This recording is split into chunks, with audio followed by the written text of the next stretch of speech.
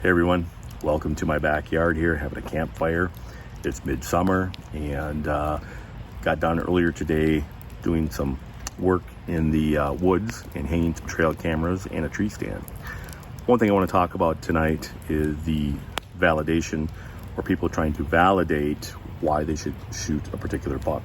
Matter of fact, on my Tactacam Reveal app, there's a section of shoot or pass, meaning you vote on whether or not you would shoot or pass that. And to me, it's in some ways a little ridiculous, because everyone is relevant. You know, it depends upon the time you have, depends upon where you hunt, the properties that you have access to, all that good stuff. But you know, the one thing that kind of bothers me a little bit is when people put out there all the time, should I shoot this buck? Would you shoot this buck?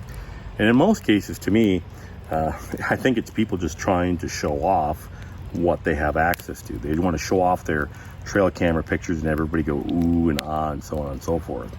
You know, and if I kind of get that feeling, I just kind of like, well, all right, keep scrolling and leave it be. And then I think there are some people who are legit about it. You know, they want to say, would you take this particular buck? There's a question between maybe this buck and that buck. And usually if it's just one of two, to me, that's usually a little bit more legit. But in a lot of ways, though, when I look at that, to me, that makes at least me look at that individual and think they're not a very confident hunter, and maybe they're not very skilled, and maybe they haven't been doing it very long. And that's fine. I mean, I understand that component of it, but I think in a lot of ways it makes you as an individual look bad, because you're just asking the public and trying to get their validation of whether or not this is a buck that's big enough for them to give a thumbs up when you shoot it in fall. And to me, that's not why you should hunt. You should hunt because you enjoy the process, you like the work, it's good work, and you know, no matter what buck you get, you should be happy with it. And in some ways, you know, if you're putting that out there and you end up shooting the smaller buck of the two, in some ways it might make you even kind of look a little bad. But I think a lot of it also has to do with the amount of skill that you personally have within yourself as a bow hunter. And I'm gonna be honest, to me, a 120-inch buck on big woods, north woods, public land, where there's wolves, and you could take that with a compound bow or even traditional archery, to me, that in some ways is a buck that would create more merit in my eyes than, let's say, a 160 or 170 inch buck on some great farmland that, you know, you went, sat up in the stand on opening night, half hour in, you shot the buck, it fell right by the pickup truck, you loaded it up, took it back, and in 1 hour your entire hunt was done for the entire season. So, you know, to me, it's the hunt itself that should be what you should be showcasing to everybody out there. And matter of fact, speaking of the hunt, one thing that's changed in hunting in the last 20 or 30 years, and this is a lot of it's due to social media, is that we've gotten away from the stories. You know, when I was a young man, that was always the thing, is listen to the old timers talk about their deer hunting stories and how they pursued a particular buck, and they chased it all day in the big woods of northern Wisconsin, and you know, in 1.5 feet snow, and they pursued it all day during the gun rifle season, and they ended up getting it right before legal shooting light with a rifle under a hemlock tree. And there wasn't any pictures. There was no pictures to even see how big this buck truly was. And some of them, yeah, they maybe had a picture in their wallet, an old wrinkled up picture in their wallet, or an old buck that hung in a bar that you were aware of, or maybe, you know, it was hanging in the individual's house and you remember that buck hanging in their house. And to me, that's the thing that I look for when somebody posts a picture online, and I like the story. Show me the story. Show me how you went about it, how you got it, the work that you had to put into it. And that's what I'm looking for. And that to me validates why I look at people's bucks online, is if I see that story with it. A quick analogy is, you're going to go out with a lady this Saturday night, and are you going to take her picture and showcase 3 or 4 of your friends? What do you think of her? Would you date this lady? Is this somebody you would take out? kind of makes you look kind of foolish, I think. You know, it's not about really her looks or what everybody else thinks of her. It's what you think of her. It's the time that you spent with her, the story, if you think about it, of that date that you spent with her. And that might get you the second date or the second date that you want to go on. So in reality, you have to be very careful, I think, about going out there and asking everybody on what buck that you should shoot. It actually kind of makes you look silly. Now, don't get me wrong, as a bow hunter and a YouTuber, I showcase my bucks in my videos, and you know, I would think to be a little foolish if I did not, because I've had people, when I very first started this YouTube channel and I would talk about deer hunting and being in the woods, I had people literally would reach out and say, okay, who the heck are you? I have never heard of you. I have no idea who this Clint Ward guy is. What have you done? And show me some of the bucks that you shot. You know, and I kind of felt like I really didn't have to. And being new to this YouTube game, I put out the pictures of the bucks that I got. I've shot a lot on public land in the big woods, and I think there's some validation in that. And I can see from that point of view, you know, that people are like, if you're going to talk like you're an expert, what have you done? So, you know, I can see it from that side, and there's a lot of individuals out there now that are sponsored by a company. You know, they're trying to get their own YouTube show or whatever it might be out there. They're trying to get that out to the public, and you know, they have to showcase that they know what they're talking about, and I understand that too.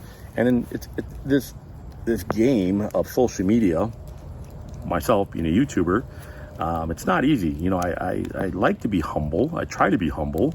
At times I may not be, but everybody wants to see what you have done. The way you should go about it. Now, I'm not here to tell you what to do. I'm just telling you what I do. And for me, it's the buck that is going to be the hardest to go after, and it's usually the biggest buck. That's just how it works in the hunting world. The bigger the bucks, the smarter. And you know, there's the old adage, they didn't get that big by being dumb. So that's why, yes, I enjoy chasing the biggest bucks out there. But for me, it's going to be the buck that gives me the best hunt. A couple years ago, I picked up traditional archery again. I have not taken a buck with the traditional bow, but if I get an opportunity at a 120 to 130 inch buck with that traditional bow, and I know that there's a 150 somewhere, I think I'm going to pursue that 120 inch buck with the traditional bow, because I know how much harder that's going to be. I know the work that goes into that, the practice with that traditional bow. That 120 inch with a traditional bow on big woods public land is going to mean a heck of a lot more, at least to me, than, you know, maybe that 150 inch buck that can easily crawl up a tree and poke under the tree on opening night. Now, don't get me wrong, I'd be happy with either or. The other thing I think that gets people in trouble is they look at hunting as a competition. Like, I have to shoot a bigger buck than my neighbor or my brother or whomever it might be. And that's what can create some problems and, you know, not make you look like the most respectable hunter.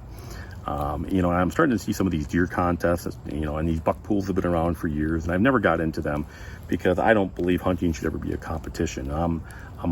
I respect that animal so much that to me, it's nothing about competing with anyone else. It's competing with myself and pushing myself to the limits to get a particular deer. So, you know, I think for people, what they need to focus on is what buck challenges you the most. That's the one that you should go after this year. You know, and before I go into a particular property, I tell myself ahead of time, this is the minimum size that I'm after.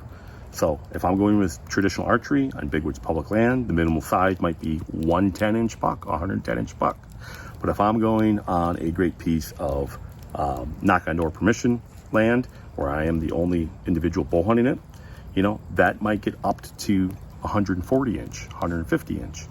And I make sure I tell myself that before I go in that night, you know. And then you obviously have the trail cameras, so you know in today's age what is usually out there, but sometimes you get a surprise visit, surprise buck that stops by. But you should always have that decision made ahead of time in your head. And in reality, as a hunter, I believe you should push your skills to the limit. Whichever buck that you see out there that would force you to push your skills to the limit, that's the one that you should go after. Don't ask anybody else. Don't try to get validation from anyone else on which buck you should shoot. You just push yourself, your skills to the very limit. And, you know, for some of those hunters out there, that's not even a part of their hunting game. They're just happy to get any deer, buck, a doe, a nubby buck. And you know what? If they want to get that nubby buck and they showcase that on their social media page, be happy for them. And look at that smile on their face. They're happy with it. There are some guys out there who are 40, 50 years old, and you know what? This is going to be their first year hunting. They're going to be happy with almost any deer that they get. And you don't know their story. Maybe they were in the armed services for many years. Maybe they lived in the big city and they've always wanted to hunt. And this is their first year that they can take up hunting. And, you know, they shot that fork buck and they're grinning from ear to ear. Be happy for them. It was a long road for them. You were privileged for all those years to be able to hunt. Everybody's different, and everybody's buck should be different, and everybody's land that they hunt is different. Matter of fact, I don't hunt the same land you hunt, and you don't hunt the same land that I hunt. You don't know what size bucks are on my property, and I don't know what size bucks are on your property. The key is be happy with what you get. Place that good story right behind it, because people love those stories. Those are missing in today's social media deer pictures, I believe, are those stories.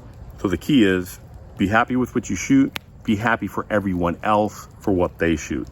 If you can do those two things right there, it's going to make a great season for yourself and for your friends out there. So folks, it is getting a little dark here now. I'm gonna have to get to bed early. I got more work to do out in the deer woods tomorrow. So rehydrating, and until next time, Clint from Oak and Iron Outdoors.